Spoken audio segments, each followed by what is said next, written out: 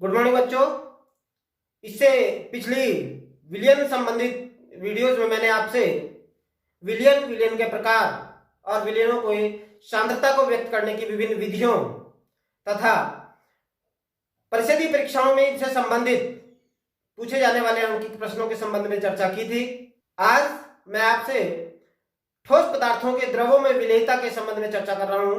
अगर आपको मेरी ये वीडियो अच्छी लगे तो इसे लाइक, शेयर और सब्सक्राइब करना ना भूलें, जिससे आपको मेरे आने वाले वीडियो की नोटिफिकेशंस प्राप्त हो सकें। तो शुरू करते हैं ठोस पदार्थों की द्रवों में विलेयता। इससे पहले हम जान लेते हैं कि विलेयता क्या होती है। एक निश्चित ताप पर विलायक की निश्चित मात्रा में घुले हुए पदार्थ की अधिकतम मात्रा उस पदार्थ की विलेयता कहलाती है। जैसे कि हम जानते हैं किसी भी विलयन के दो अवयव होते हैं, विलेय और विलायक। विलायक में किसी विलेय पदार्थ को घोला जाता है। जितनी अधिक मात्रा किसी विलायक में किसी विलेय पदार्थ की घुली हुई होती है, उतनी ही अधिक सांद्रता उस विलयन की होती है। यहाँ पर हम बात कर रहे हैं ठोसों की द्रवों में विलेयता की। ठोस की द्रव में विलेयता को दो प्रकार से व्यक्त किया जाता है। पहला प्रकार, एक निश्चित ताप पर ठोस पदार्थ की ग्राम में वह अधिकतम मात्रा जो 100 ग्राम विलायक में घुल सके उस पदार्थ की विलेयता कहलाती है। 100 ग्राम विलायक में विलेय पदार्थ के ग्राम में वह अधिकतम मात्रा जो उसमें घुल सके, उस विलायक में घुल सके, वह उसकी विलेयता कहलाती है। इस प्रकार से विलेयता की इकाई ग्राम प्रति 100 ग्राम विलायक होती है। यह इकाई प्रायः प्रयोगात्मक कार्य हेतु प्रयुक्त की जाती है। सैद्धांतिक अथवा गणनात्मक कार्यों में विलेयता को मोल प्रति लीटर में व्यक्त किया जाता है।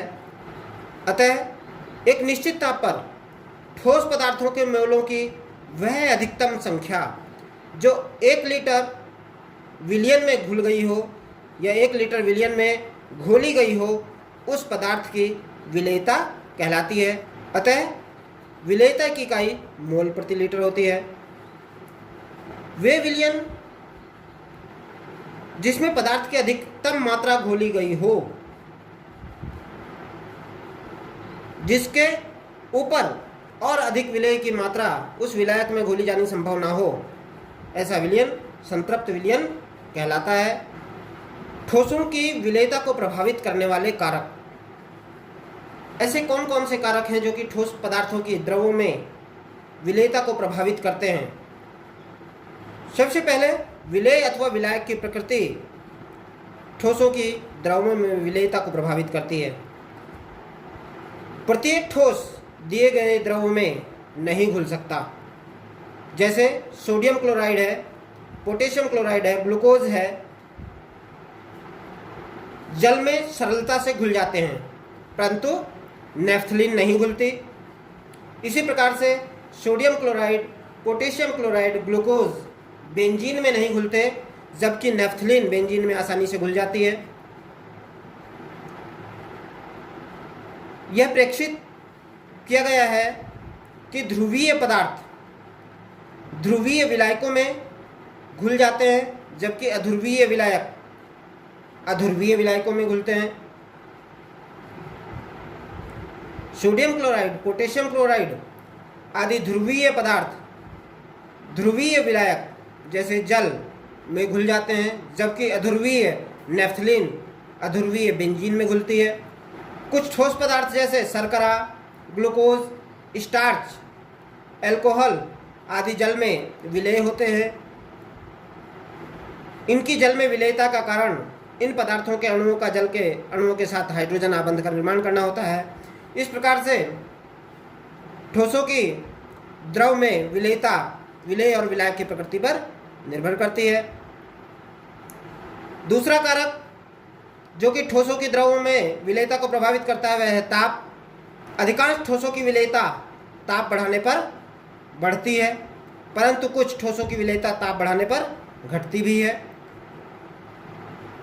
ले चैटेलियर्स प्रिंसिपल के अनुसार यदि किसी विलेय को विलायक में घोलने पर ऊष्मा अवशोषित होती है, अर्थात वे प्रक्रम जो कि ऊष्मा शोषी होते हैं, में ताप बढ़ने पर उस विलेय की विलेयता बढ़ जाती है।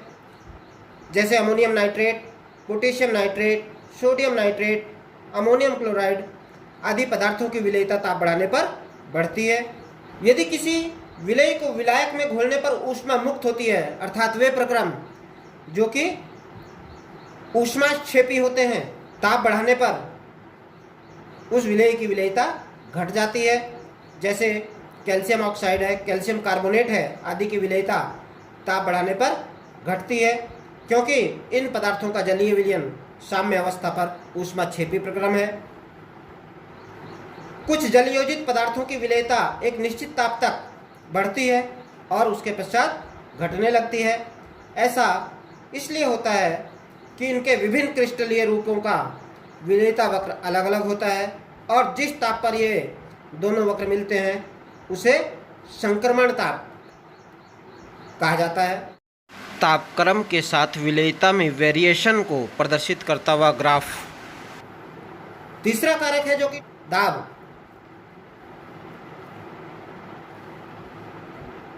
ठोसों की द्रवों में विलेयता पर दाब का कोई सार्थक प्रभाव नहीं होता, क्योंकि ठोस और द्रव दोनों ही अत्यधिक असंपीड्य होते हैं, अतः उन पर दाब परिवर्तन का कोई प्रभाव नहीं पड़ता।